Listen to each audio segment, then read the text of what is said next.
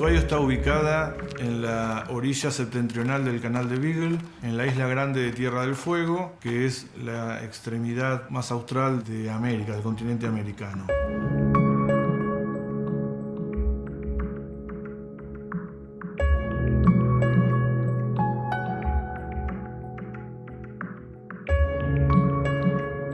El primer censo de Ushuaia, que es de 1895, daba un poco más de 200 habitantes. Tenía aproximadamente unas 10 cuadras de largo.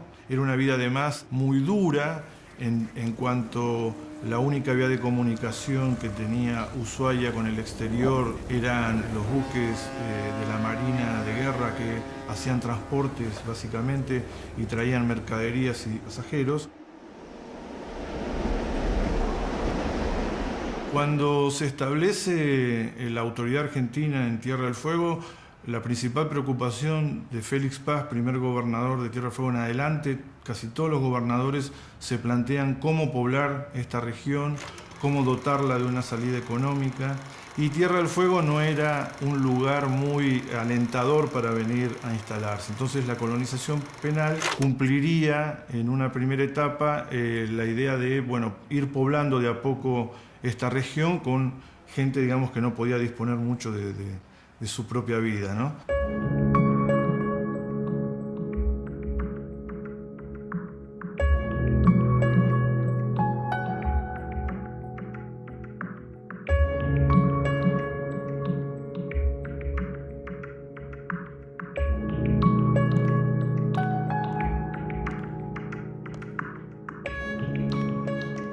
La construcción del presidio es a partir del año 1896 cuando se logra implementar un proyecto del gobierno nacional.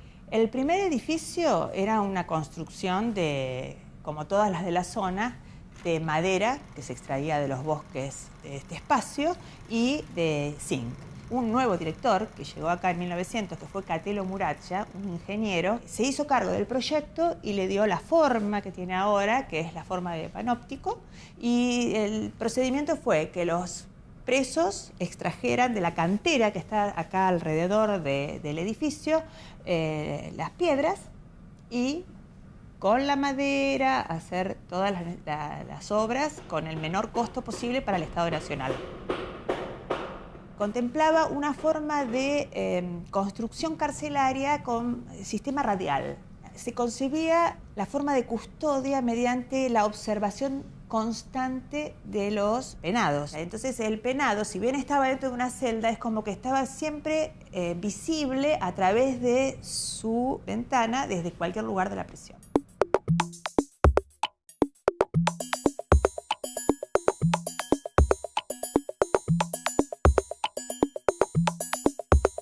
Primero empezamos a salvar el edificio porque, no tenía techos, no tenía abertura, no tenía gas, no tenía cloaca, no había nada. Y quedaba nada más que las paredes exteriores. Cuando comenzamos pensamos que la mejor solución era poderlo mantener con actividad de museo, actividades culturales en general. Se comenzó a refaccionar el monumento en 1994. Ahí empezamos a armar el museo, por un lado, pero hacer todas las restauraciones al edificio, hacer que el edificio pueda alojar un museo.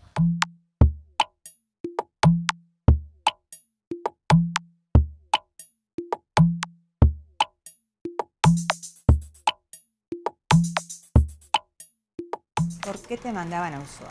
Una época donde hubo mucho conflicto social por los inmigrantes anarquistas y una forma de sacarlos también del medio era enviar estos presos a Ushuaia. Posteriormente se establece un artículo que es el artículo 52, que pasa a ser como una impronta que tiene este penal porque va a ser el lugar designado para cumplir el artículo 52 y este artículo establecía la accesoria por tiempo indeterminado a el reincidente. Con lo cual, un preso que había matado 2 veces por haber sido reincidente debía venir a Ushuaia. El que venía, cuando empezaba su tiempo indeterminado, no tenía un límite. porque no era factible de aplicársele la libertad condicional. Entonces podía venir a Ushuaia y no salir nunca más de Ushuaia, que era de hecho generalmente sucedía. Se generó una convicción, una creencia de que el que venía a Ushuaia no volvía más.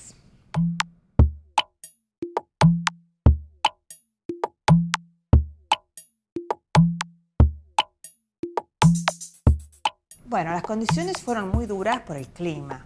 Esta cárcel le suma a las condiciones climáticas la distancia. El que venía a Ushuaia sabía no solamente que no sabía fecha de retorno, sino que nunca más, si no tenía retorno, iba a ver a sus familiares, que era una doble condena.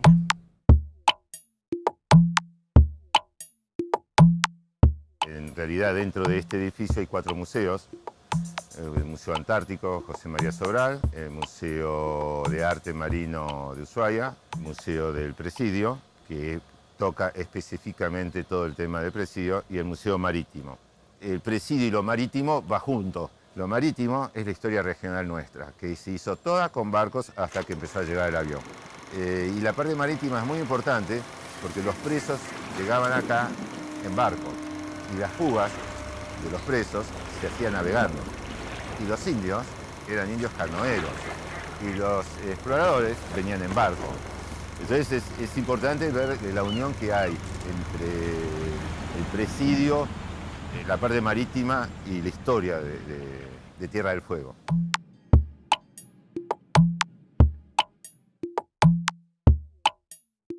Escalofriante. Muy bonito, muy bien conservado, muy bien. Parece una idea magnífica. Me parece una gran obra de mantener esto para las generaciones presentes y futuras. Y una idea más acabada de las condiciones en las que vivía la gente en la época en que se construyó el penal, que es bastante más dura que las actuales. Es historia, lo que hay detrás es historia. Y la historia hay que preservarla.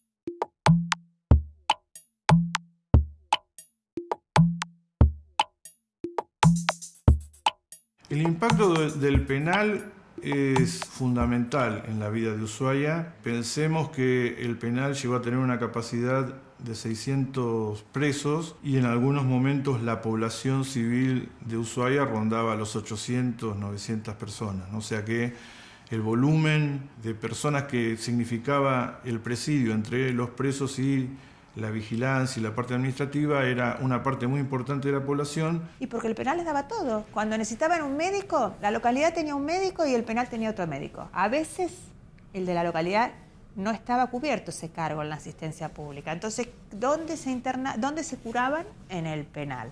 En Ushuaia vivían de abastecer al presidio y el presidio se transformó en eje porque abastecía a la población de diferentes insumos, como por ejemplo, tenía talleres, ¿sí? Como sastrería, zapatería, fotografía. El periódico, el único periódico que existía, se imprimía en la cárcel, proveía de luz eléctrica. Cuando vino Roque Sáenz Peña de visita al penal, que era presidente de la Nación en 1911, se preocupó por los presos y les mandó un proyector de películas para la cárcel. Bueno, los habitantes libres, la familia de los guardiacárceles venían a ver las películas a la cárcel con los presos.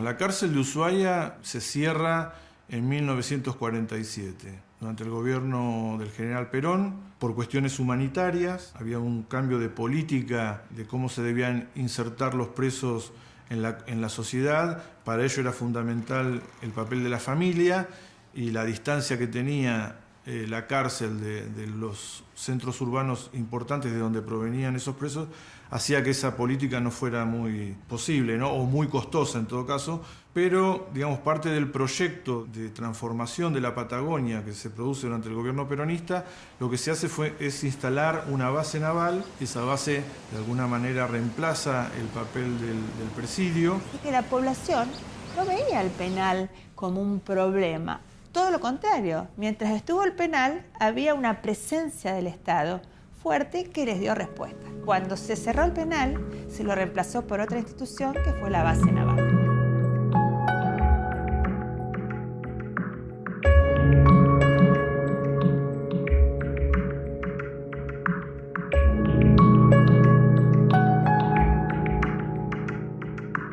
El patrimonio arquitectónico en la ciudad de Ushuaia nos hace presente distintos momentos en la conformación de la comunidad. Distintas instituciones hoy se ven reflejadas, o distintos momentos institucionales se ven reflejados en nuestro patrimonio arquitectónico.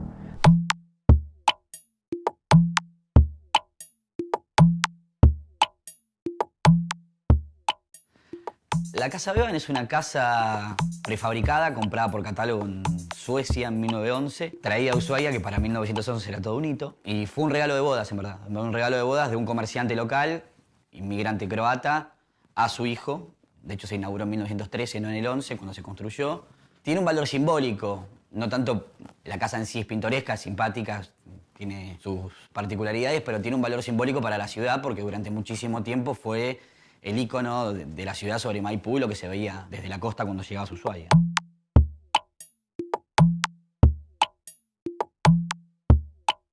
Somos la cuarta generación. La cuarta generación de la familia acá en Ushuaia. Ambos nacimos en esta casa, en la Casa Bevan.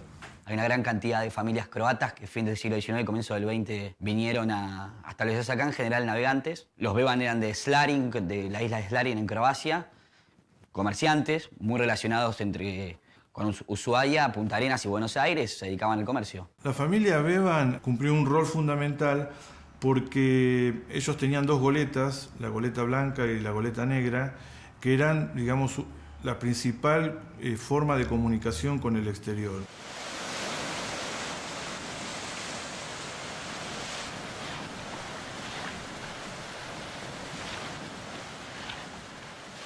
Fundan el primer almacén de la familia y lo proveen con las mismas embarcaciones que ellos tenían. Tenían las dos goletas con las que traían la mercadería de Buenos Aires, de Uruguay, de Punta Arenas. ¿Sí? Traían la mercadería y ellos la distribuían en toda la costa. Llevaban enfermos graves que no podían esperar para su atención la llegada de estos transportes nacionales. Así que su papel era muy importante.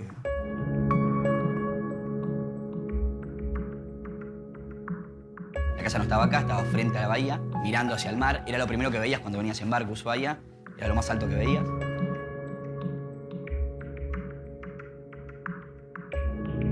Como la casa tenía cierta importancia estética y bueno, un tamaño bastante interesante, no es nada raro que haya sido sede de reuniones sociales, de cumpleaños, no necesariamente de la familia Bevan, sino de otras familias, de amigos, de vecinos, que quizás les pedían prestado el living de la casa. En la casa, en los muebles que había unos muebles espectaculares. El espejo, mi locura siempre fue ese espejo. Vinieron presos a Ushuaia, no estuvieron en el penal, los presos del golpe de 1930, y circularon también por esta casa. Al ser la casa más grande durante mucho tiempo y la más utilizada socialmente, era normal. De hecho, no sé, los presos políticos más conocidos, son Río Porredón o Ricardo Rojas, circularon por esta casa, sí, sin duda.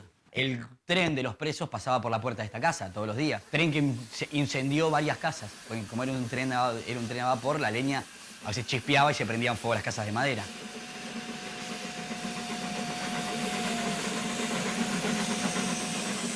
Sí, originalmente se construyó como vivienda familiar. Lo que pasa es que como es muy normal acá en Ushuaia, la refuncionalización de los edificios es típico. Fue un hotel durante muchísimo tiempo, un hotel de pasajeros, hasta que se desarmó en la década del 80. Entonces, claro, cuando mis tías deciden, porque eran las propietarias, decían que había que donar. La familia donó la propiedad de la casa a la Municipalidad de Ushuaia, que en el 94 la traslada a su ubicación actual, que es esta, y se traslada hasta acá, ya con otra función. Obviamente no es una vivienda ni un hotel, sino como centro de exposiciones, que es la función que cumple actualmente. Ya pasaron 20 años de eso fue en 1994, y pasó de nuevo a tener una función social la casa, porque a partir de ahora es eso, un centro de exposiciones. Y se constituye lo que habían pedido las tías, como un centro cultural.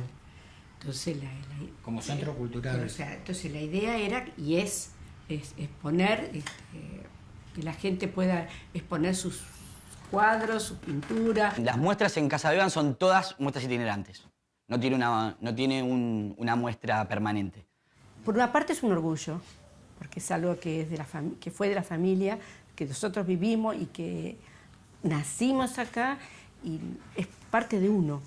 Y verla que es tan apreciada, que se usa para que todo el mundo la pueda valorar, es lindo. Interiormente para uno es lindo, o por lo menos para mí.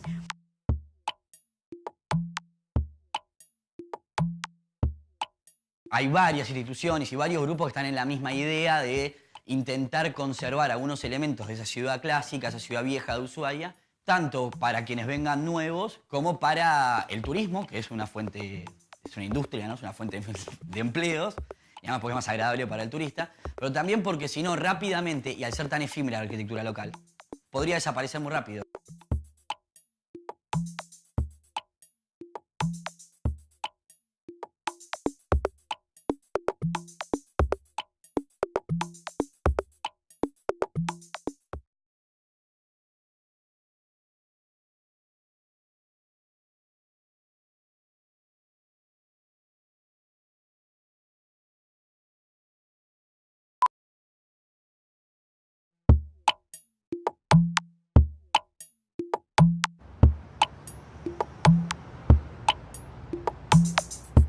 Estamos en lo que se conoce como antigua Casa de Gobierno, también se conoce como antigua legislatura, que es un edificio en el cual originalmente se erigió como residencia del gobernador, históricamente tuvo que ser sede del gobierno, por eso se la conoce como antigua Casa de Gobierno, y también funcionó en algún momento la policía provincial. Luego, en los años del advenimiento de la democracia, está funcionando aquí la legislatura hasta que se mudó a su nuevo lugar, y esto estrictamente quedó designado como edificio histórico y monumento histórico hacia el cambio del último cambio de siglo.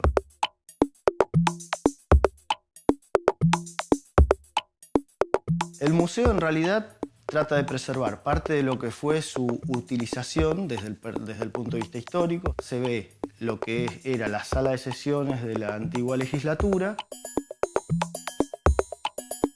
Donde estamos parados también se recrea un poco una especie de remedo de la historia local con lo que era un espacio de almacén, digamos, y de objetos históricos de los pobladores locales.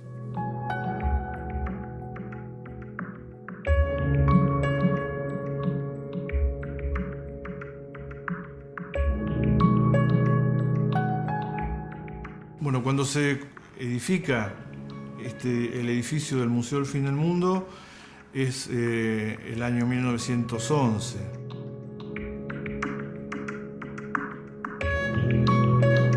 La historia de la casa o de este edificio en el que estamos en este momento data de cuando una familia, Fernández Valdés, adquirió una de las parcelas, luego comenzó a construir la casa. Esto era propiedad del gobernador de ese momento, Manuel Fernández Valdés, y él lo vende al Banco Nación. El Banco Nación Argentina compró la poca construcción que había acá, comenzó a construir su banco, el que en 1915 fue inaugurado como la primer sede de Banco Nación. Comenzó a plantearse la necesidad de que hubiera una entidad bancaria nacional, ya que las operaciones, que no eran muchas, pero operaciones al fin de la gente que vivía en Ushuaia, debían hacerse en Punta Arenas. La presencia del edificio o la construcción del primer edificio del Banco Nación, así como el edificio de la antigua Casa de Gobierno, son hitos importantes en la construcción institucional de Tierra del Fuego, porque hablan de la decisión nacional de marcar una soberanía en este territorio. Fue Banco Nación hasta 1977, donde el Banco Nación construyó su nueva sede, y ese mismo año, en 1977, a través de un decreto, el banco donó el edificio y se convirtió en el museo territorial, reconocido como Museo del Fin del Mundo.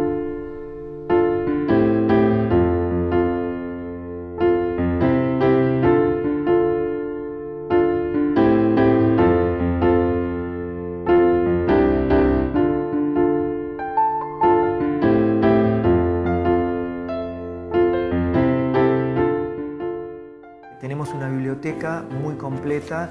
Algunos visitantes no solo vienen a ver o a sacar fotos del museo, sino que vienen a hacer investigaciones. Hay muchos profesionales, investigadores de otras partes del mundo que utilizan la biblioteca porque realmente es muy rica en todo lo que son los libros de arqueología e historia, particularmente de la isla.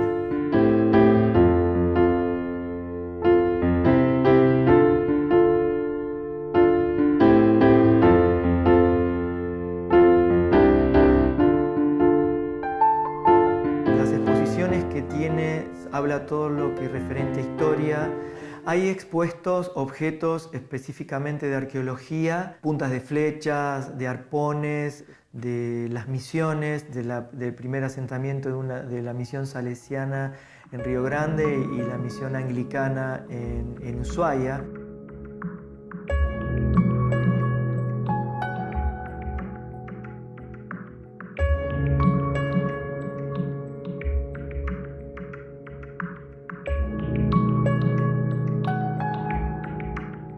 Nosotros tenemos en este momento un proyecto de arqueología específicamente en la misión anglicana. Sí, la misión anglicana es un foco de interés para el museo desde tiempos de su existencia. En particular, el esfuerzo desde hace 3-4 años se está poniendo justamente en entender bien cuáles son los alcances geográficos y patrimoniales, históricos a preservar en ese lugar. Antes de la llegada del hombre blanco, habitaban en esta región los yámanas, indios canoeros, nómades. Los primeros intentos de poblamiento del hombre blanco serían la misión anglicana, que se establece en forma permanente en 1871. Los primeros pobladores europeos que se asentaron y que tenían una intención que era hacer misiones, es decir, enseñar el Evangelio.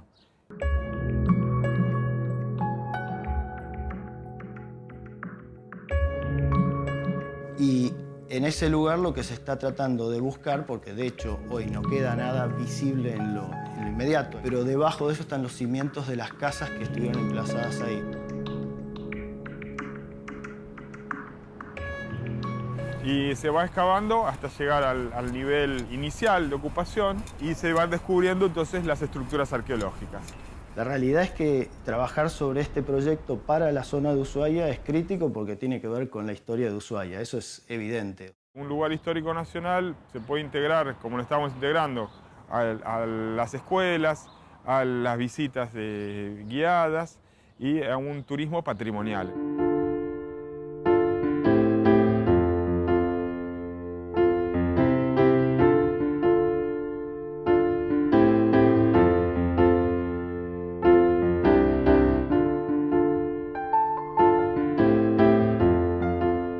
La comunidad, a través de su historia, que es todo esto que estamos hablando, el edificio, la antigua casa de gobierno, la misión anglicana, de todos estos temas, de todos estos puntos, construye la identidad. El patrimonio se construye con la identidad. El pueblo, la ciudad lo construye a través de todas estas cosas. La presencia de la cárcel de reincidentes, el edificio del ex Banco Nación, la antigua casa de gobierno o lo que es hoy la Casa Bevan, que en su momento fue un hotel, nos hablan de distintos momentos de transiciones que fueron necesarias para llegar a la actualidad. Con las nuevas poblaciones se genera un nuevo ritmo, una resignificación constante que permite al nuevo poblador apropiarse de un pasado que, si bien no le es propio desde su esencia, es cotidiano.